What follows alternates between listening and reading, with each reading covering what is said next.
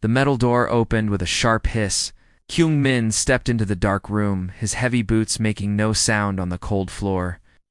The War Council chamber was huge, with walls that seemed to disappear into blackness. Oh. Red lights glowed from the ceiling, casting strange shadows everywhere. 5 alien figures sat behind a curved table made of black stone. Their skin was gray and rough, like old leather. Their eyes were yellow and cold. These were the Vorthok leaders, the ones who ruled half the galaxy with fear and pain.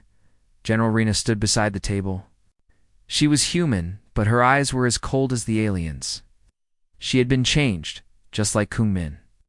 Her body was stronger now, her mind harder. She served the Empire without question. "Approach," she said in a voice like ice. Kung-min walked forward. He stopped exactly 10 feet from the table, just as he had been trained. He stood perfectly still, his hands at his sides. His face showed nothing. No fear, no anger, no sadness. Nothing at all. The center alien leaned forward. When it spoke, its voice was like rocks grinding together. Reaper Unit 7. "You have served us well for 15 years? Yes, my lords," Kung-min replied. His voice was flat and empty. "You have killed 43 targets. Generals, scientists, leaders, all enemies of the Empire. All dead by your hand?" "Yes, my lords." The alien's yellow eyes seemed to glow brighter. "Today we give you your most important mission. There is a human woman. She must die." A blue light appeared in the air above the table. It showed the face of a young woman with kind eyes and a gentle smile. Her hair was black and tied back simply. She looked like someone who helped people, not someone who hurt them. "Dr. Hannah Park," General Rena said, age 28. "She works on Research Station New Horizon. She studies how different species can work together." The alien continued. "This woman has created something dangerous. A way for different species to share their minds, to feel what others feel, to think what others think." Another alien spoke, its voice deeper and more angry. "If species can share minds, they will work together. They will unite against us. They will try to destroy our empire." "We cannot allow this," the first alien said. "The woman must die. Her research must be destroyed. The galaxy must remain divided." Kung-min nodded once. "I understand." Light changed. Now, it showed a space station floating near a green planet. The station was white and clean, with gardens visible through big windows. It looked peaceful. "Research Station New Horizon," General Rena explained. 3,000 people live there. Scientists, workers, families.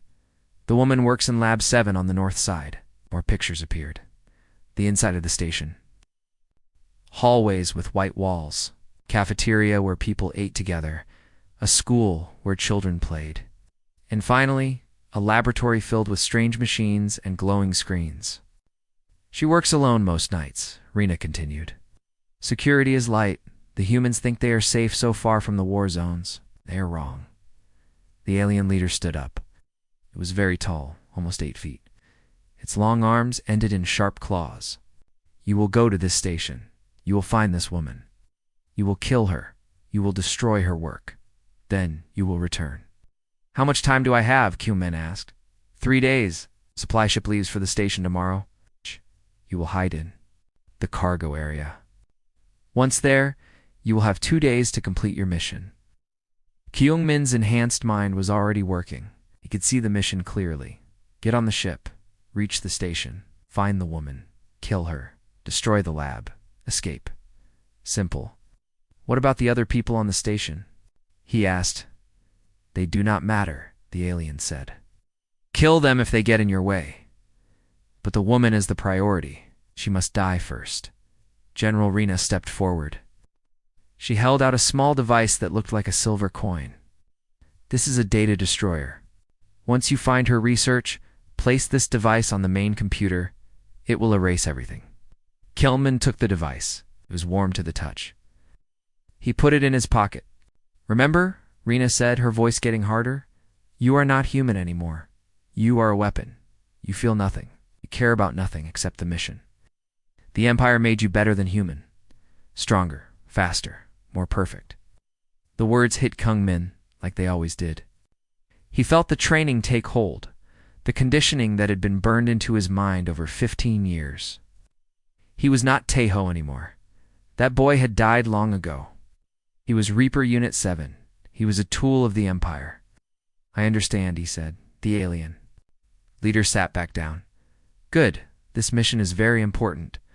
The woman's research could change everything, could make species trust each other, work together, share knowledge and resources. This would be very bad for us. Another alien spoke.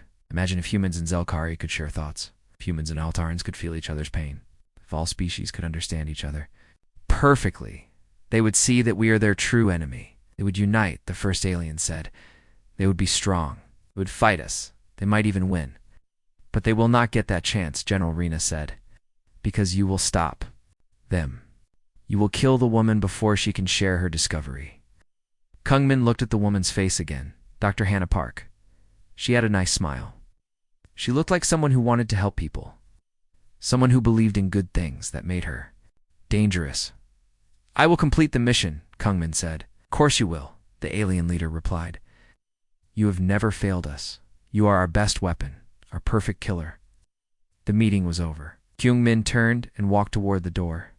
Behind him, he heard the aliens talking in their rough voices. They were planning other missions, other deaths. The Empire was always hungry for more power. At the door, General Rena stopped him. Kyung Min, she said quietly. He turned to face her. This woman is different from your other targets. She is not a soldier or politician. She is a healer. Teacher. Some might call her innocent. That does not matter, Kung Min replied. Good, Rena said. Because if you fail, if you let human feelings stop you, the Empire will send someone else. Someone who will kill everyone on that station. Men, women, children, all of them. Kyung Min said nothing. He turned and left the room in the hallway. He walked past other soldiers. Some were human like him, changed by the Empire's science. Others were aliens who had joined the Empire's cause. All of them were weapons now. All of them had forgotten who they used to be. Tomorrow, he would go to the station. He would find Dr. Hannah Park. He would kill her. He felt nothing about this. Nothing at all. That was exactly how the Empire wanted it. The supply ship Merchant Star shook as it docked with Research Station New Horizon. Kung Min felt the vibration through the metal floor of the cargo hold. He had been hiding in the dark space for 2 days, eating nothing, drinking little water. His enhanced body did not need much. The cargo doors opened with a loud bang. Bright lights flooded in. Workers in blue uniforms came inside, talking and laughing as they moved boxes. They seemed happy. Kung Min had not seen happy people in many years. He waited until they were gone. Then he slipped out of his hiding spot behind a stack of food. Containers? His black clothes made him almost invisible in the shadows. He moved like a ghost through the loading dock. The station was bigger than he expected. The walls were white and clean. Plants grew in pots along the hallways. Children's drawings hung on bulletin boards. This place felt alive, full of hope. It made something deep inside Kyung Min feel strange. He pushed the feeling away. He was here to do a job. Kung Min found a computer terminal and plugged in a small device. The Empire's technology was very advanced. In seconds, he had a map of the entire station. Lab 7 was exactly where General Rena said it would be. He moved through the station like a shadow. His enhanced senses told him when people were coming. He could hear their heartbeats, smell their fear or happiness. But these people were not afraid. They felt safe here. They would not feel safe much longer. The north section of the station was quieter. Most of the labs were empty at this hour. Only a few scientists worked late into the night. Kung Min checked the time on his wrist device. It was almost midnight. Lab 7 was at the end of a long hallway. Kung Min could see light coming from under the door. Someone was inside. His enhanced hearing picked up the sound of fingers typing. On a keyboard, soft music played in the background. He placed his hand on the door control. The lock was simple to override with his equipment. The door slid open without a sound. Dr. Hannah Park sat at a desk with her back to him. She was looking at a large screen filled with colorful patterns. The patterns moved and changed like a living thing. She was so focused on her work that she did not hear him enter. Kyung-min pulled out his knife. The blade was made of special metal that could cut through almost anything. He had used it to kill many people. It never failed him. He took a step forward, then another. Soon he would be close enough to strike. One quick cut, and it would be over. Dr. Park would never know what hit her, but then she spoke. "The neural patterns are so beautiful," she said softly. "Look how they connect and flow together. Each species has its own rhythm, but they all want the same thing." Kyung-min froze. Was she talking to him? Had she seen him somehow? Dr. Park turned around in her chair. Her eyes met his. They were dark brown and very kind. She did not look afraid. She looked curious. "Hello," she said in perfect Korean. "Are you hurt?" Kyung-min stared at her. No one had spoken to him in Korean for 15 years, not since the Empire took him from his village.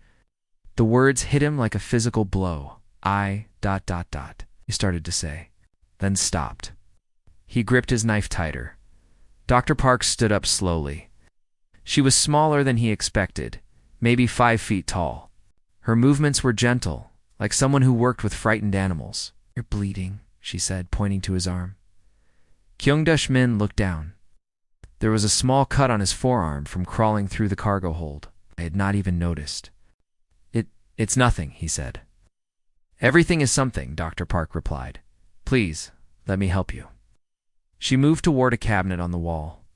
Kyung-min's training screamed at him to strike now, while her back was turned. But something held him back. Maybe it was the way she spoke Korean. Maybe it was the kindness in her voice. She pulled out a small medical kit and turned back to him. "May I?" she asked, holding up a bandage. Kyung-min did not move. He did not put away his knife, but he did not use it either. Dr. Park stepped closer. "You're from the Empire," she said quietly. "You're one of their enhanced soldiers, a Reaper. How do you know that?" "I've been studying the Empire for years. I know what they do to people like you. They take children and change them, make them stronger, faster, but they also take away something important." "What?" "The ability to feel, to connect with others, to remember who you used to be."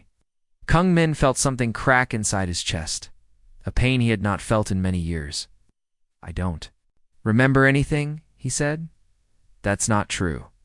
Dr. Park reached out slowly and touched his arm. Her fingers were warm. "I can see it in your eyes. Part of you is still there. Part of you remembers. You're wrong. What was your name before they changed you?" "I am Reaper Unit 7.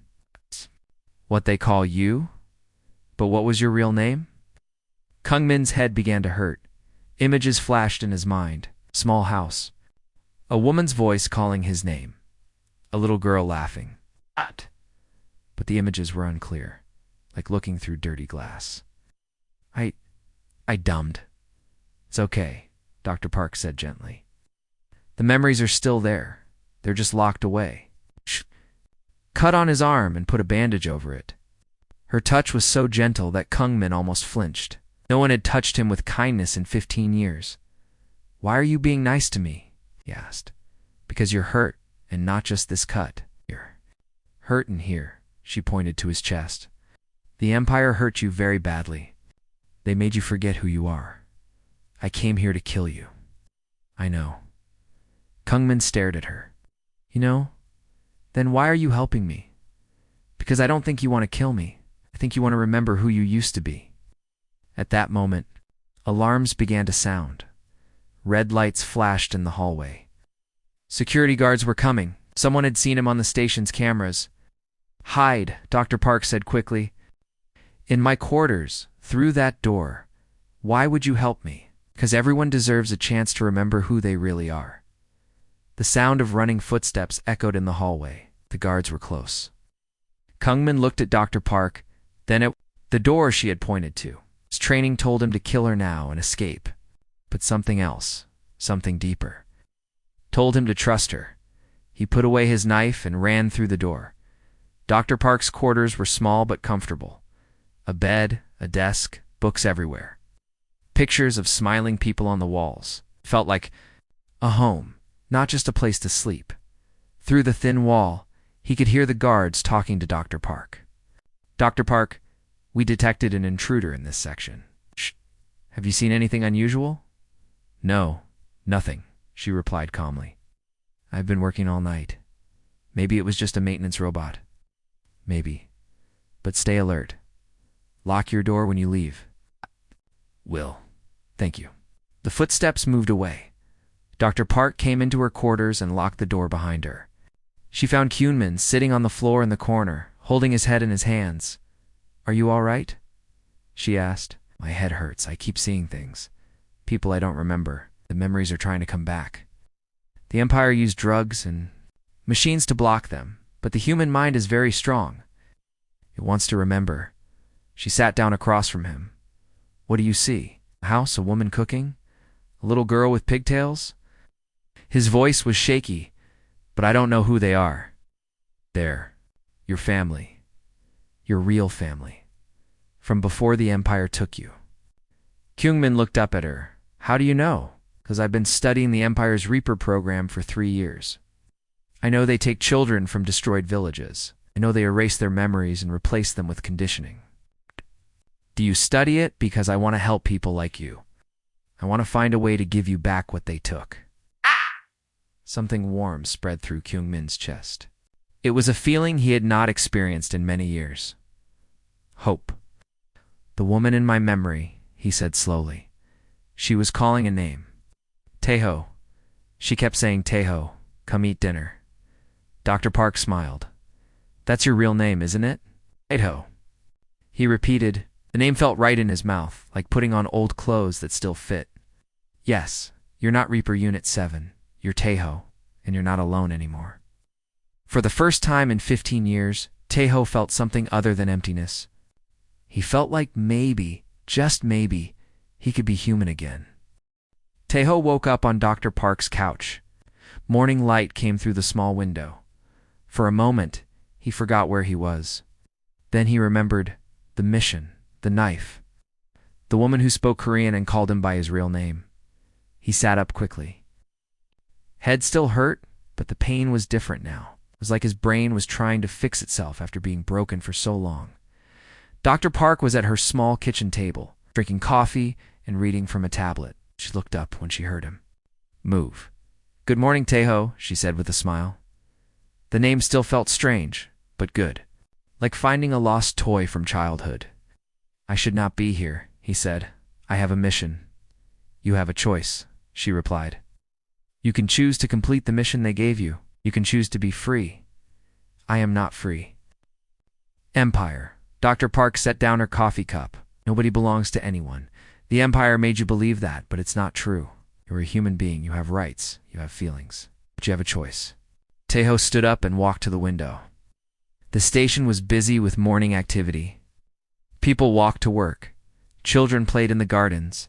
Families ate breakfast together in the cafeteria. It all looked so normal, so peaceful.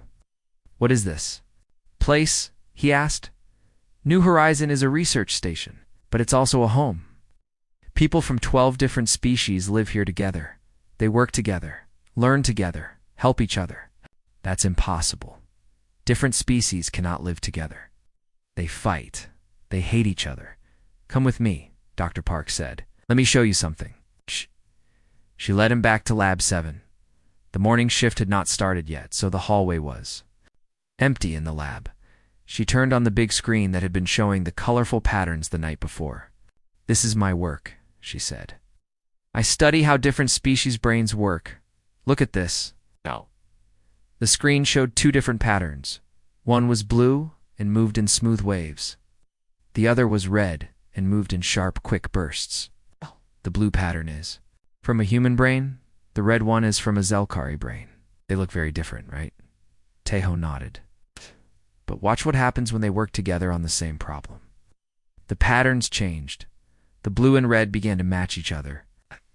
They moved together, creating something new, something beautiful. When different species share thoughts and feelings, they become stronger. They understand each other better. They solve problems faster. The Empire says different species must be kept apart, that they will fight if they get too close. Empire lies. Dr. Park's voice was firm. They keep species apart because united species are harder to control.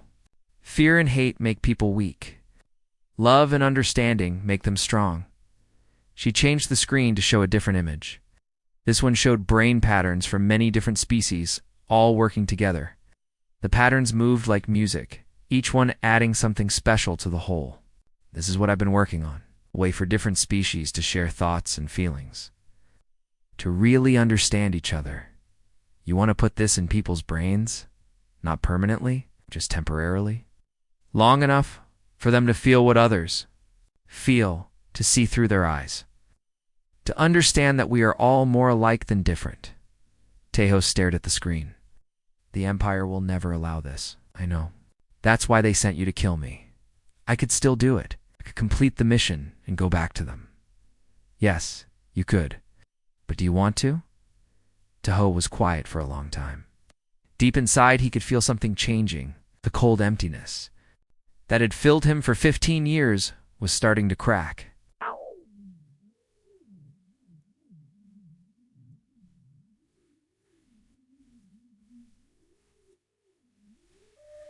Warm feelings were leaking through. I don't know, he said finally. That's okay. Not knowing is better than being sure of the wrong thing. Dr. Park walked to another machine. This one was smaller, with wires and a helmet attached. I've been testing my neural bonding device on myself. I've connected with 17 different species so far. Each time, I learned something new about what it means to be alive. Is it safe? Safe enough. The connection only lasts for a few minutes. But those minutes change everything. She picked up the helmet. Would you like to try it? With me? What do you mean? I mean, we could share thoughts, share feelings. Could see what I see, feel what I feel, and I could see into your mind. Help you find the memories they tried to hide? Tejo felt afraid. For 15 years, his mind had been his own private prison. The idea of letting someone else inside scared him. What if you see something bad? What if you see the people I've killed? Then I'll understand the pain you've been carrying. Maybe I can help you carry it. Why would you want to do that? Because no one should have to carry that kind of pain alone. Her words hit him like a physical blow. When was the last time someone had cared about his pain? When was the last time someone had wanted to help him? I don't remember how to let people help me. That's okay. I'll teach you. She put the helmet on her head and handed him a second one. We'll start with just a few seconds. God. If you want to stop, just say so. Tejo took the helmet. It was lighter than he expected. What will happen? You'll feel what I feel? You'll see some of my memories, and I'll see some of yours? The real ones, from before the Empire took you. What if I hurt you? What if my mind is too damaged? You won't hurt me? Can see the real you, Tejo? Under all the conditioning and pain, you're still there. You're still good. Tejo put on the helmet. His hands were shaking. Are you ready? Dr. Park asked. No, but do it anyway. She pressed a button on the machine. The world exploded into light and color and feeling. Suddenly, Tejo was not alone in his mind. He could feel Dr. Park's presence, warm and gentle. He could see her memories, her childhood and soul, her parents teaching her to be kind to everyone, her dreams of making the galaxy a better place. But more importantly, he could feel what she felt. Her hope, her love for all. Living things, her complete lack of fear toward him. She saw him not as a killer, but as a hurt child who needed help. And then, through her eyes, he saw his own memories. The ones the Empire had tried to erase. He saw his mother, young Suk, cooking rice in their small kitchen. He saw his father, Dungmin, teaching him to read. He saw his little sister Saw Young laughing as he pushed her on a swing. He saw the day the Empire came, the soldiers in black armor, the fire, the screaming. He saw himself being dragged away as his village burned. No, he whispered.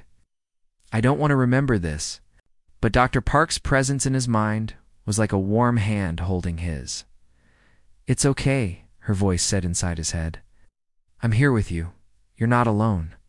He saw more memories. The Empire's labs, the machines that changed his body, the drugs that made him forget. the training that turned him into a weapon. But he also saw something else.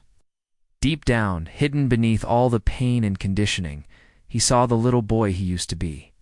The one who helped hurt animals, the one who shared his food with hungry friends, the one who cried when others were sad. That boy was still there, still alive, still good. Do you see? Dr. Park's voice was gentle. They never really destroyed you. They just buried you. But you're still there. The connection ended. Were pulled off the helmet and fell to his knees. Tears poured down his face. He had not cried in 15 years. My family, he whispered. They killed my family. Dr. Park knelt beside him and put her arms around him. I know. I'm so sorry. So Young was only 6 years old. She liked flowers. She used to bring me flowers every morning. She sounds wonderful. They're all dead because of me. If I hadn't been there, maybe the Empire would have left the village alone. No, Dr. Park said firmly. It's not your fault. You were just a child. The Empire is responsible for what they did, not you? Taeho cried for a long time. Dr. Park held him and let him cry. She did not try to make him stop. She just stayed with him. Finally, he looked up at her. I can't go back to them. Can't be their weapon anymore. Then don't. But they'll come looking for me. They'll hurt you. Let me worry about that. Right. Now, you need to heal. You need to remember who you really are. I don't know how to be human again. You don't have to figure it out all at once. We'll take it one day at a time. Taeho wiped his eyes. Why are you helping me? I came here to kill you, because I believe everyone deserves a chance to come home. You've been away from home. For far too long, for the first time in 15 years, Taeho felt something he had almost forgotten. He felt hope. Will you help me remember more? Will you help me find the rest of myself? Yes, Dr. Park said. Outside as long as it takes. Outside the lab, the station continued its daily routine. People worked and played and lived their lives. Inside Lab 7, something important was happening. A weapon was remembering how to be human again. And a scientist was discovering that the most important research was not about connecting different species.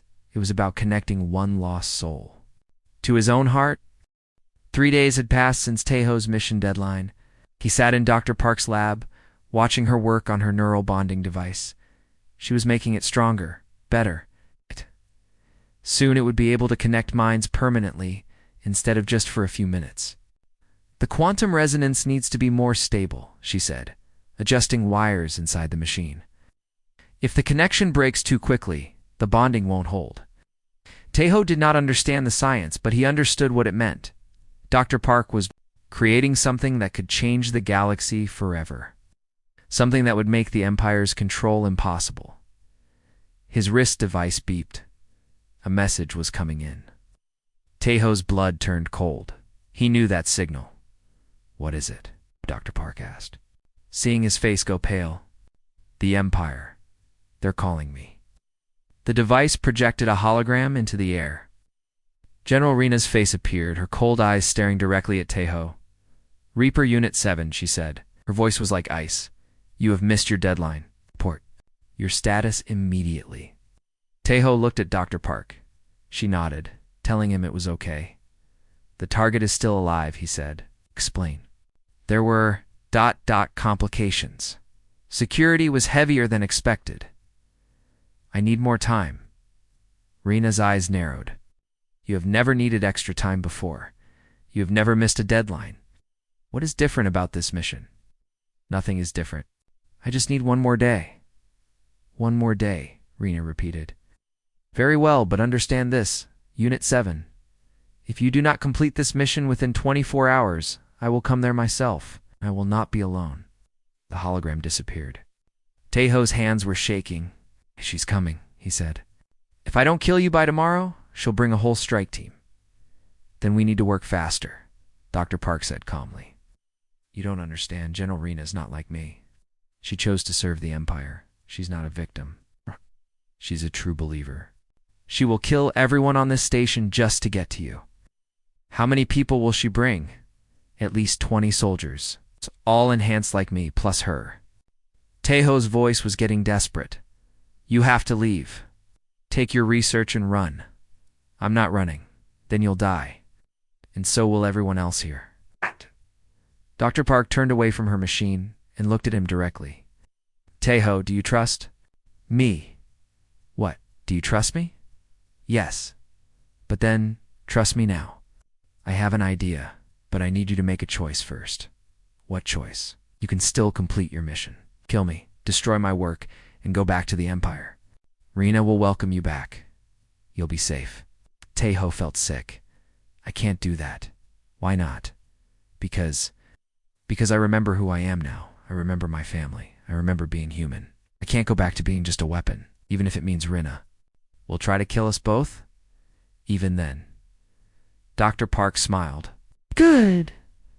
Because I need you to help me finish my work. What do you mean? The neural bonding device. I've been working on a permanent version. One that would let two minds share everything. Like thoughts, feelings, memories, even abilities. Why would you want that? Because together, we might be strong enough to stop Rena and her team. Taeho stared at her. You want to bond with me? Permanently? If you're willing, your enhanced abilities combined with my knowledge could create something the Empire has never seen before. But what if something goes wrong? What if I hurt you? By accident? You won't hurt me. I've seen into your mind. Remember? I know who you really are. Before Taeho could answer, alarms started blaring throughout the station. Red lights flashed in the hallway. An announcement came over the speakers. Attention all residents. Unknown ships are approaching the station. All personnel report to emergency stations immediately. Dr. Park ran to her computer and pulled up the station's sensor data. On the screen, they could see 5 black ships moving toward them. Fast attack vessels. She's early, Taeho said grimly. How long do we have? Maybe an hour before they dock? Less if they decide to blast their way in. Dr. Park's fingers flew over her keyboard. I can have the permanent bonding device ready in 30 minutes. Taeho, you need to understand what this means. If we do this, we'll be connected forever. You'll know everything about me, and I'll know everything about you. I understand. Do you? You'll feel every emotion I've ever felt. Every happy memory, every sad moment, every fear I've ever had. And I'll feel yours. All the pain, all the guilt, all the terrible things the Empire made you do, you still want to do this? Even knowing what's in my head? Especially knowing what's in your head? You've carried that pain alone for too long. The station shook as the Empire's ships got closer. People were running in the hallways now, scared and confused. We don't have much time, Dr. Park said. What's your answer? Ho thought about his choices. He could run and hide. He could surrender to Rena. Or he could trust the woman who had given him back his humanity. Yes, he said. Let's do it. Dr. Park nodded and went back to work on the machine. Her hands moved quickly, connecting wires and adjusting settings. Taeho watched the ships on. The sensor screen get closer and closer. Done, Dr. Park said finally. She held up 2 helmets connected by thick cables. This is it. Once we put these on, there's no going back. I'm ready. They put on the helmets just as the first Empire ship docked with the station. Through the security cameras, they could see soldiers in black armor pouring into the loading bay. Here we go, Dr. Park whispered, and pressed the activation button. The world exploded into sensation. But this time, it was different from their first connection. This time it was permanent. Taeho felt Dr. Park's mind merge completely with his own. Her memories became his memories. Her knowledge became his knowledge. Her compassion and wisdom flowed into him like warm water. At the same time, Dr. Park experienced everything Taeho had lived through. All the pain, all the violence, all the years of being treated like a tool instead of a person. But she also felt his strength, his enhanced reflexes, his tactical knowledge. When the bonding was complete, they were no longer 2 separate people. They were something new, something the galaxy had never seen before. Tae-Ho stood up. His movements were different now, more graceful, more purposeful. Dr. Park's scientific mind was helping him understand his enhanced abilities in ways he never had before, Dr. Park stood as well. Her body felt stronger, more coordinated. Taeho's combat training was now part of her muscle memory. How do you feel? Taeho asked. Like we can do anything, Dr. Park replied. The lab door exploded inward. General Rena stepped through the smoke, followed by 6 soldiers in full combat armor. Her face was cold with fury. Unit 7, she said. You have disappointed me greatly. My name's Taeho, he replied calmly. Aina's eyes narrowed. Your name is whatever the Empire says it is, and right now, your name is traitor. She raised her weapon, a plasma rifle that could burn through steel. Kill the woman. Take Unit 7 alive. We have questions for him. The soldiers started to move forward, but Taeho and Dr. Park were ready. They moved together like they had been fighting as a team for years. Taeho's enhanced speed combined with Dr. Park's scientific knowledge of the soldiers' armor weaknesses. She knew exactly where to hit to disable their suits. He had the ability to hit those spots perfectly. The first soldier went down in seconds, his armor sparking and failing. The second tried to shoot them, but they moved like they could read his mind, because in a way they could. Dr. Parks' research had taught them how different species thought in combat. Impossible, Rena breathed, watching her elite soldiers fall one by one. Not impossible, Taeho said, dodging a plasma blast.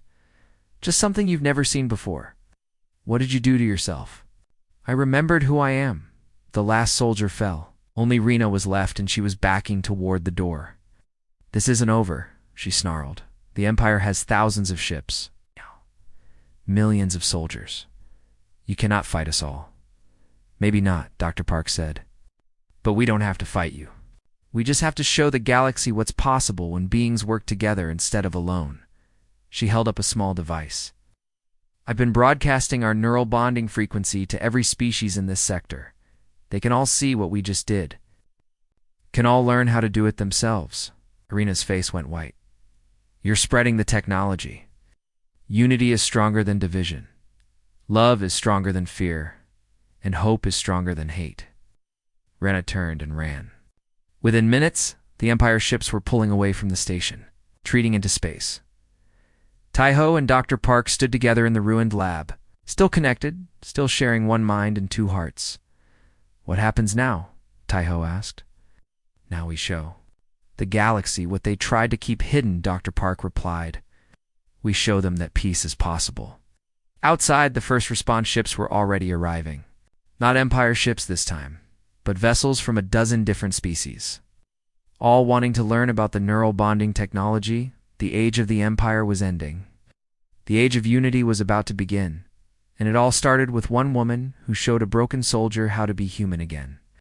6 months later, Taeho stood on the bridge of the ship Unity's Dawn, through the large windows. He could see dozens of other ships flying alongside them, human ships, Zelkari ships, Alteron ships, and many others, all working together as one. Fleet Dr. Park sat at the science station, her fingers dancing over the controls. Even though they shared one mind now, Taeho still loved watching her work. Her excitement about each new discovery flowed through their connection like warm sunshine. How many today? He asked. 17 more planets have agreed to join the Neural Alliance, she replied with a smile, and 3 Empire worlds have declared independence. Captain Jinwoo, a former Empire officer who had joined their cause, nodded approvingly. The Empire loses more territory every week. Fear is no longer enough to control people. Taeho remembered when Jinwoo first came to them. The captain had been ordered to destroy a peaceful colony that wanted to leave the Empire. Instead, he had used Dr. Park's neural bonding technology to connect with one of the colonists.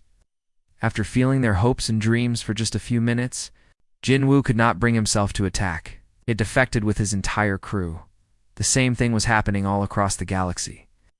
Empire soldiers would try the neural bonding, experience what their enemies truly felt, and realize they were fighting on the wrong side. Captain, the communications officer, called out. We're getting a message from the Kepler station. Another group of Reapers wants to defect. Taeho felt his heart jump. Over the past 6 months, 43 Reaper units had escaped the Empire and come looking for help. Each one was broken and lost, just like he had been. Each one needed to remember how to be human. How many this time? Tejo asked. 5. They're in bad shape. The Empire tried to stop them from leaving. Set course for Kepler Station, Captain Ginwu ordered. Maximum speed. As the ship jumped to hyperspace, Dr. Park came over to stand beside Tejo. Through their bond, he could feel her thinking about the early days when it was just the two of them against the Empire. Do you remember our first week together? She asked softly. Every moment, he replied. You taught me how to smile again. You taught me how to be brave. It was true. Before their bonding, Dr. Park had been a brilliant scientist, but not a fighter. Now she moved with confidence, her mind enhanced by Teo's tactical knowledge. And Teo, who had only known violence, now understood the beauty of discovery. In learning through her eyes, the ship dropped out of hyperspace near Kepler Station. It was a small mining facility on the edge of Empire space, perfect for secret meetings. The 5 Reapers were waiting in a cargo bay looking scared and confused. Tejo recognized the look. He had worn it himself 6 months ago. The youngest one, a girl who could not be more than 16, stepped forward. Are you really Unit 7? The one who turned against the Empire? My name is Tejo, he said gently. Yes, I left the Empire. Just like you did. They said you were dead. They said you were captured and executed. The Empire lies about many things. They've lied to you about what you are. You're not weapons. You're people. The girl started to cry. I don't know how to be a person. I only know how to fight and kill. Dr. Park knelt down to the girl's level. What's your real name? From before they took you? I don't remember. They called me Reaper Unit 15. That's okay. The memories are still there. We can help you find them. Over the next hour, they used the neural bonding device to help. Each of the 5 Reapers began recovering their memories. It was always painful to watch. The moment when they remembered their families, their homes, the lives that were stolen from them. But it was also beautiful. Tejo felt their joy through the connection as they rediscovered their humanity. The youngest one, whose real name turned out to be Myung, looked up at Tejo with wonder in her eyes. I remember my grandmother. She used to sing to me. Did she sing lullabies about the moon and stars? She said they would always watch over me even when she couldn't. Dr. Park smiled. She was right. They are watching over you. And now you're free to watch the stars for yourself. The new Reapers settle into their quarters. Tejo received a priority message on his communicator. The sender made his blood run cold. General Rena. What does she want? Dr. Park asked, feeling his tension through their bond. Tejo activated the message. Rena's face appeared, but she looked different. Older, tired, defeated. Hoshi said, I have a proposition for you. I'm listening. Ow. The Empire is falling apart. Half our fleet has defected. Our Reaper program is useless because the soldiers keep remembering their humanity. The War Council blames me for your escape. Good. They've ordered me to retake 50 rebel worlds by any means necessary, including destroying all life on those planets. Tejo felt cold. How many people? Billions. Men, women, children, all. Dead unless I can find another way. Dr. Park stepped into view of the camera. What kind of other way? Want to make a deal? I will help you find and free the remaining Reaper units. In exchange, you help me save those worlds. Why would you want to help us? Rena was quiet for a long moment. Because I tried your neural bonding device. Tejo stared at her. What? Captured one of your people during a raid? She had a portable bonding unit. I used it to interrogate her, to see her memories. Rena's voice cracked. But I felt more than just her memories. I felt her fear, her pain, her love for her family. And, for the first time in 20 years, I remembered what it felt like to care about someone other than myself. I remembered why I joined the Empire in the first place. I thought I was protecting humanity. Instead, I was destroying it. Dr. Park and Tejo looked at each other through their connection. They could both feel the same thought. This could be the breakthrough they needed. Where are the remaining Reapers? Tejo asked. 300 units spread across 12 facilities. All heavily guarded, all programmed to kill anyone who tries to free them. We'll need a plan. I have one, but it's dangerous. We'll have to work together. Tejo felt Dr. Park's agreement through their bond. Send us the details. After the call ended, Dr. Park took his hand. You ready for this? To save 300 more people like me? To stop the Empire from murdering billions? Yes, I'm ready. It won't be easy. Rena could be lying. It could be a trap. Maybe, but we have to try. Every Reaper we save is another person who gets to remember their real name, another family that gets reunited, another weapon that becomes a protector instead. Exactly. They stood together on the bridge, watching the stars through the viewport. Round them, their fleet of allied ships moved through space like a river of light. Do you ever miss it? Dr. Park asked. Being alone in your own mind? Tejo thought about it. No, I was never really alone before. I was just lost. Now I know where I belong. Where's that? Right here, with you. Protecting people instead of hurting them. Building something good instead of destroying it. Dr. Park leaned against his shoulder. Through their bond, he could feel her contentment, her love, her excitement about the future they were building together. The Empire sent their perfect weapon to kill me, she said softly. And now he sleeps peacefully by your side every night. Not just sleeps. Dreams. Dreams of a better galaxy. Dreams that are becoming real through the ship's communication system. They could hear the voices of their crew. Humans and aliens working together, sharing knowledge and jokes and stories. The neural bonding technology had spread to thousands of species now. Fear and hatred were being replaced by understanding. In cooperation, the Empire still existed, but it was smaller every day. More and more worlds were choosing freedom over oppression, unity over division. Tejo closed his eyes and felt the minds of everyone on the ship.